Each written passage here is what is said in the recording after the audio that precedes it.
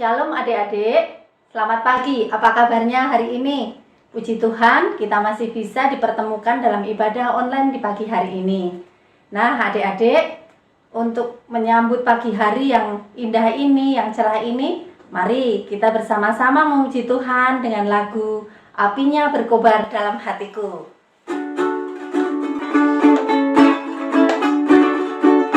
Apinya berkobar dalam hatiku,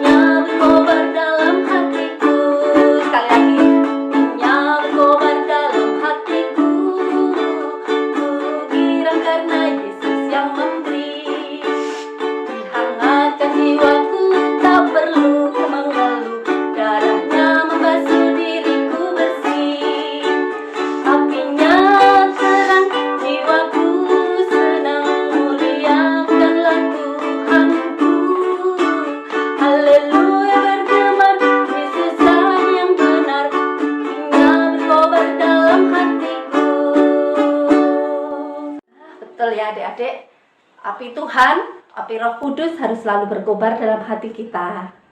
Nah, sebelum kita lanjutkan ibadah kita pada pagi hari ini, mari kita bersama-sama berdoa terlebih dahulu. Tuhan Yesus, terima kasih Tuhan, di pagi hari ini Tuhan, kami boleh bersama-sama beribadah. Walaupun dengan online Tuhan, kami tahu sukacita akan Tuhan limpahkan dalam hati setiap anak-anak-Mu. Tuhan Yesus, kiranya Tuhan berkati, Tuhan bimbing kami Tuhan dalam ibadah online ini Tuhan, dari awal hingga akhir, hingga firman Tuhan yang akan kami dapat Tuhan dapat memuliakan nama-Mu di bumi ini. Tuhan Yesus, kiranya Tuhan berkati teman-teman yang belum dapat berkumpul, belum dapat mengikuti ibadah Tuhan. Misal ada yang sakit ataupun sedang bepergian, kiranya Tuhan senantiasa menyertai dan memberikan kesembuhan. Terima kasih Tuhan, ampuni segala dosa dan kesalahan kami. Di dalam nama Tuhan Yesus kami berdoa. Amin. Nah, adik-adik, sebelum kita melanjutkan pujian pada pagi hari ini, kita bersama-sama mengawali ibadah kita dengan membaca firman Tuhan. Ayo siapkan Alkitab kita untuk membaca firman Tuhan. Nah, bacaan firman Tuhan pada pagi hari ini diambil dari Kisah Para Rasul 2 ayat 14 sampai dengan 40.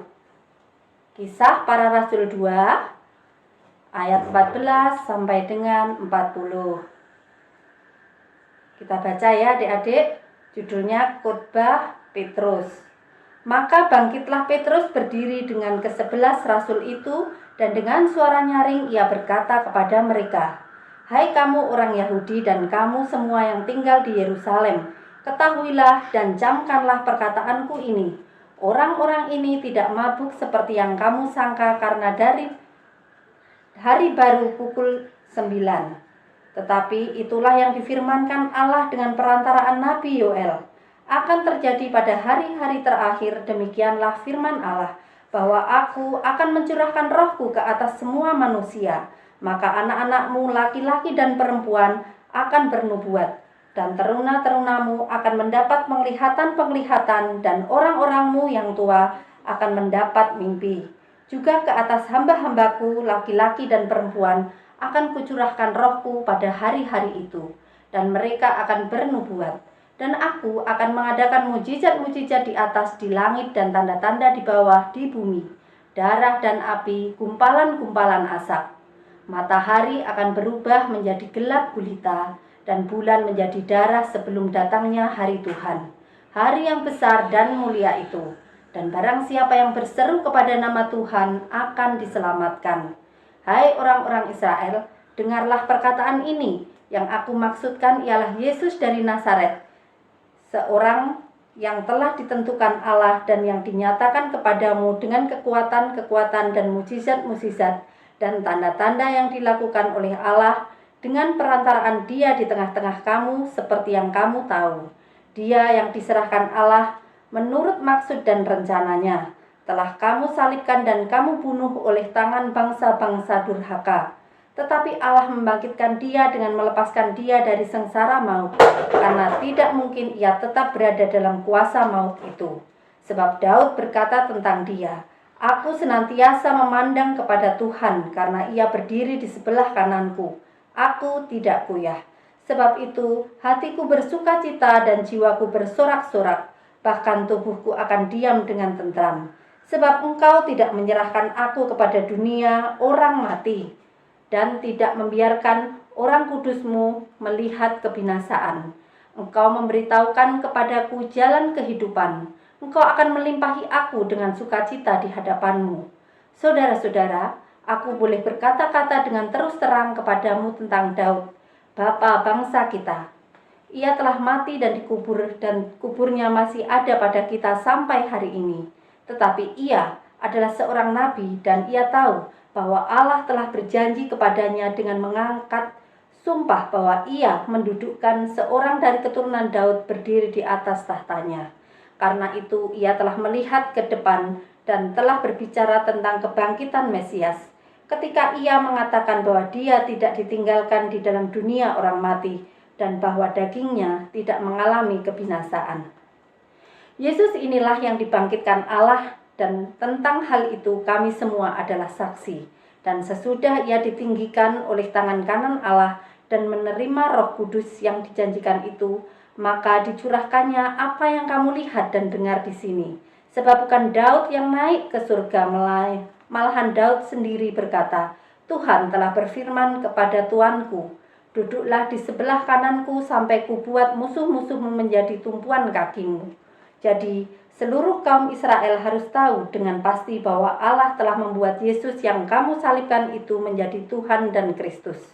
Ketika mereka mendengar hal itu, hati mereka sangat terharu. Lalu mereka bertanya kepada Petrus dan rasul-rasul yang lain, "Apakah yang harus kami perbuat, saudara-saudara?"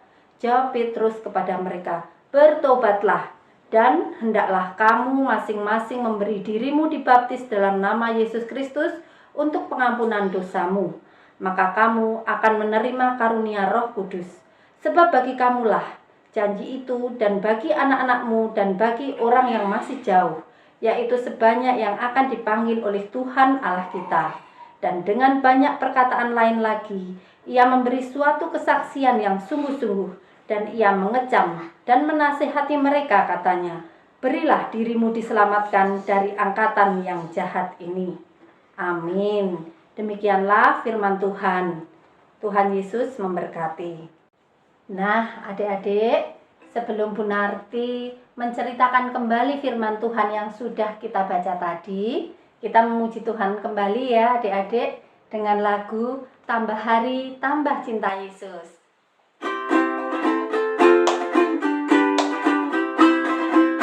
Tambah hari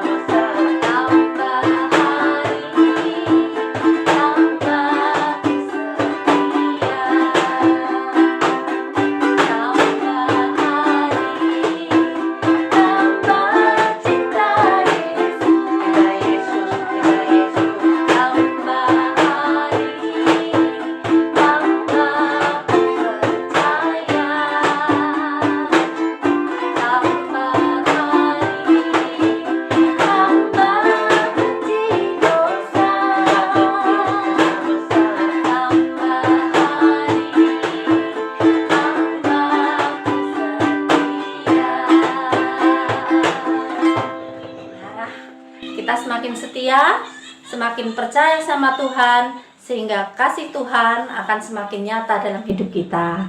Nah, mari adik-adik kita bersama-sama mendengarkan cerita firman dari Bu Narti.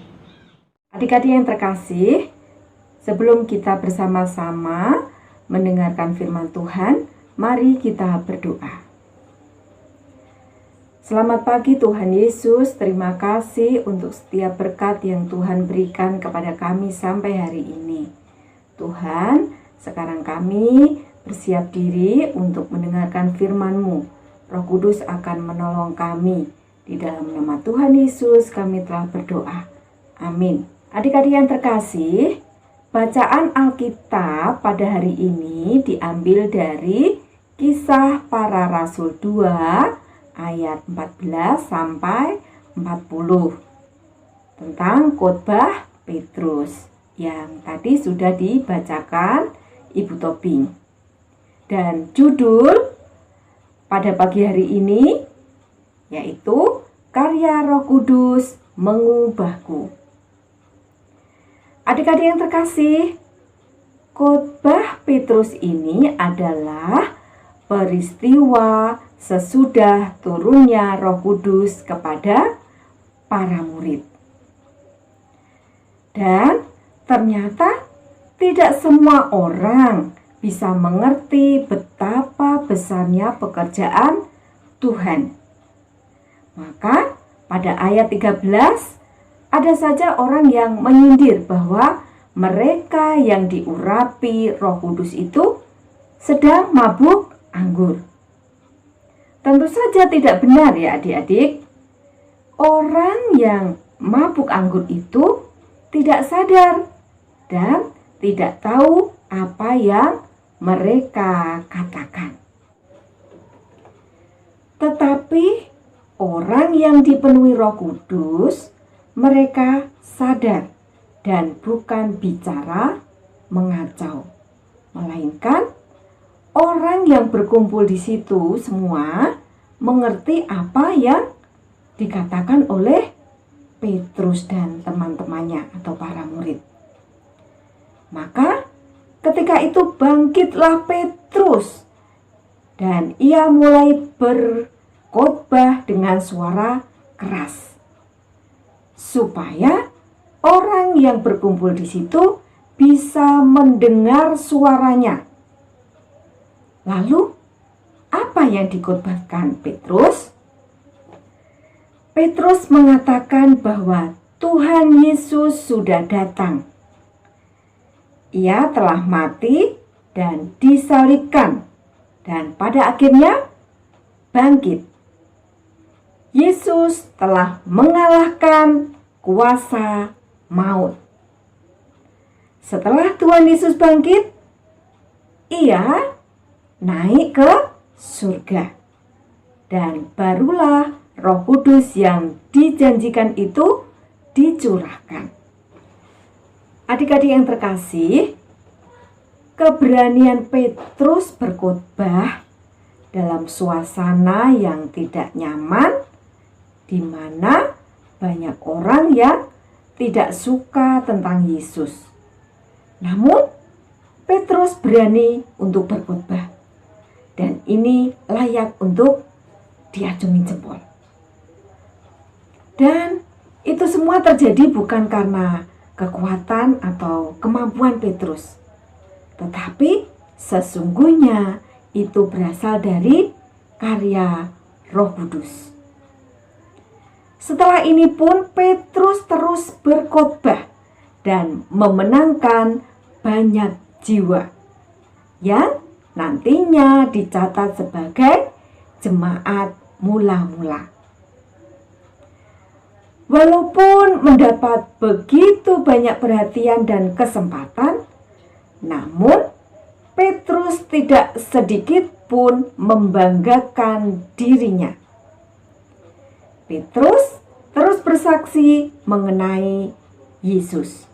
Dan di ayat 40, ketika Petrus memberi kesaksian, ia tetap menggiring para pendengarnya untuk memperoleh keselamatan.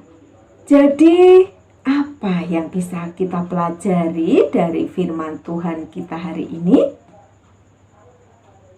Yaitu yaitu Yesus sebagai juru selamat, dan saya mau bertobat dan bersedia untuk dibaptis. Adik-adik, hari ini ada ayat hafalan yang diambil dari Kisah Para Rasul 2 ayat 21. Dan barang siapa yang berseru kepada nama Tuhan akan diselamatkan.